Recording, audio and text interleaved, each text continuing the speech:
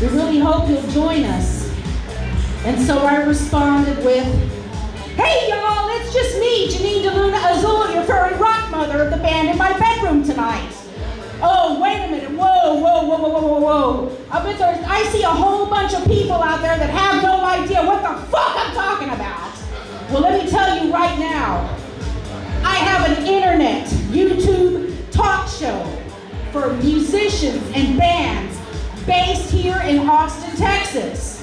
And this is my baby. I'll go a little more into that later, but let me just tell you right now that they call me the Fairy Rock Mother. Most of you people out there, I recognize you from the olden days of Alternate Current Art Space and Gallery Lombardi. And, back in those days, I would often come and do, with spoken word or poetry readings or performance art or whatever. What I did in front of the audiences at all the art openings was just flail around on stage and just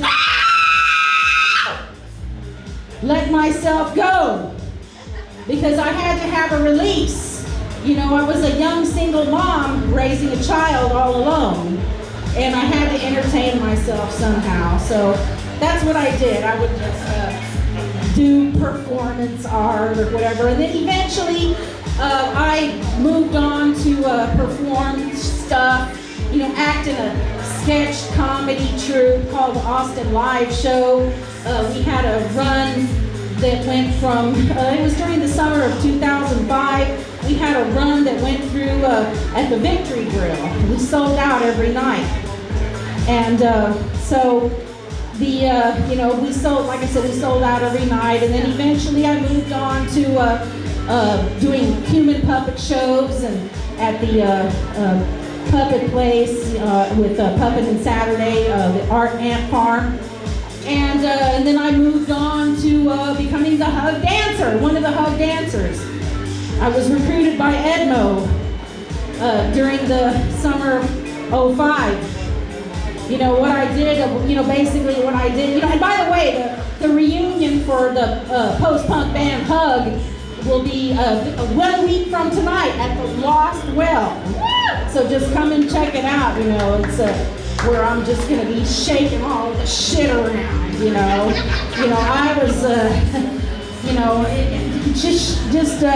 it is, I'm not a small person, I'm a fairly large woman, I was all about fat acceptance and body positivity long before it was a thing among young women today. And even though people warned me, you better get that under control because it's going to catch up with you, I should have paid a little bit of attention because my knees are shot. They're dead. And they're hating me right now. But anyway, it's,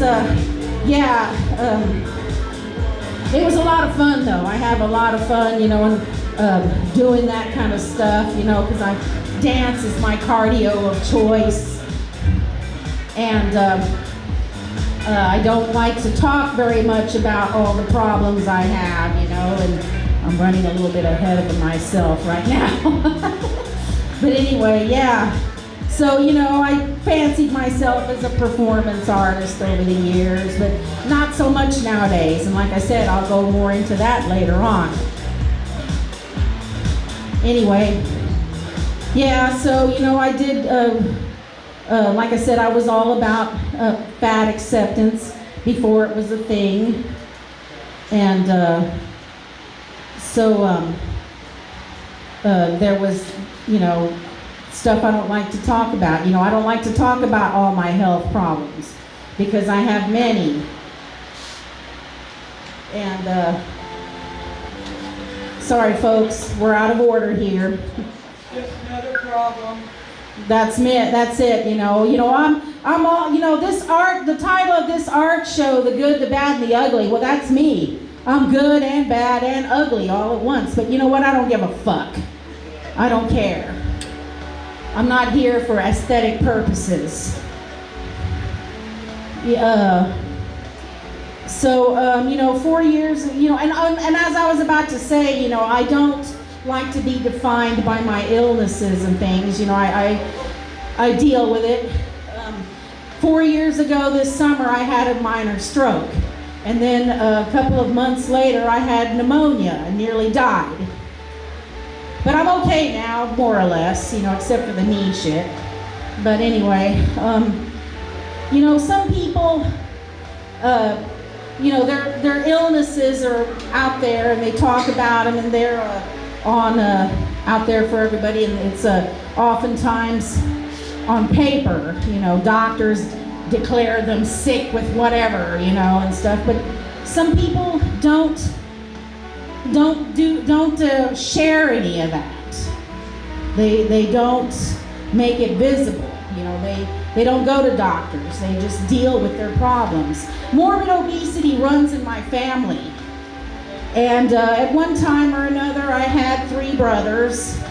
I lost my first brother, my middle brother, in 1994, and he died of AIDS. And then a little over a year ago, my youngest brother sent me a text message while I was still at work, letting me know that he wanted to talk to me. He said that I'm coming to pick you up. Our mother is with us right now. We want to talk to you before you go home. We need to tell you something. So when he finally arrived, he got out of the car, and my mother stayed in the car, and he held out his arms to me, and I went over and hugged him as he told me, Roger is gone. That was my oldest younger brother. So, he had perished. They found him in his bed. The coroner said that he had died of complications from morbid obesity. When they weighed his corpse, it was 6 pounds short of 400. So, he kept his problems to himself. He hid his illnesses, that he had probably many, and they couldn't tell exactly what they were specifically, but they were enough to kill him silently in the night. So, he was aware of my show. He never saw a single episode of The Band in My Bedroom Tonight.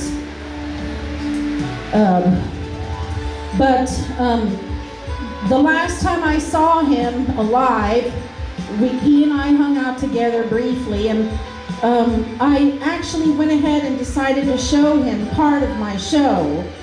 And I showed him the commercial that I made for the 10th annual Pocket Fisherman Fish Fry. And so he watched it, and then he watched a couple of clips from the show, Band in My Bedroom, and he said, "This reminds me of Wayne's World," because I do the show in my bedroom. He said, "This is like your own Wayne's World, and it's cool. I'm glad you enjoy doing it. I'm glad it makes you happy."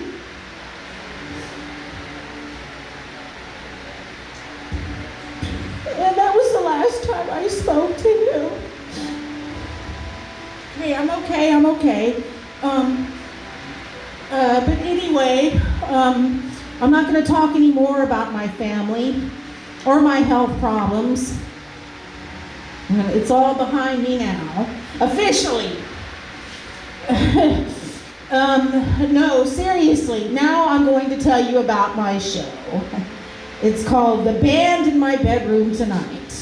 And I completely realized that I left out part of the what I was going to talk about at the beginning of this talk, and that was that when Jack emailed me, he said that we want to announce the return of HUG on your show, and that's what they did. What it is it's I got this idea that as I evolved from performance art, I wanted to be a talk show host. And so the best thing I did was fully utilizing the resources that I had available to me, which was the video cameras on my old iPhones and the video editing program on this old laptop that I got from a friend.